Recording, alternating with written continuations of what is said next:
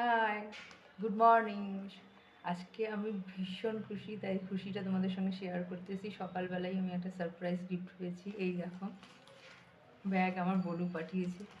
দেখো, গিফটটা যদি সারপ্রাইজ হয় সেটা ভীষণই ভালো লাগে। মানে আমরা পাবো জানি, সে এটা চেয়েছি, এটা কেউ দেবে, সেটা জানার থেকে যদি না চেয়ে কিছু পাওয়া যায়, সে তার থেকে আনন্দের কিছু নেই। এরকম একটা আমার ব্যাগ খুব দরকার ছিল। আমার অন্যান্য ব্যাগ আছে, তো এই টাইপের ব্যাগ আমার ছিল না। আমি ভীষণ খুশি।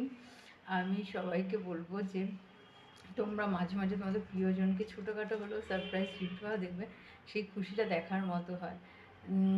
আর হাজব্যান্ডদের তো বলবো যে যে যেরকমই ইনকাম করো, ওয়াইফকে সারপ্রাইজ গিফট করো ছোটো ছোটো। বা ওয়াইফ যদি তুমি পছন্দ না জানো, ওয়াইফকে টাকা দিয়ে বলো এটার কোনো হিসেব দিতে হবে না তোমাকে, তুমি তোমার পছন্দ মতো জিনিস কেনো যেটা তোমার লাগবে, আমাকে কোনো হিসেব দিতে হবে না। দেখো, সবার ইনকাম তো সমান না, কেউ পারে কেউ পারে না, কিন্তু 2 টাকারও যদি একটা টিপের পাতা ওয়াইফকে দাও না, তোমারই উন্নতি হবে। তুমি আরও ডবল ডবল করে ফিরে পাবে।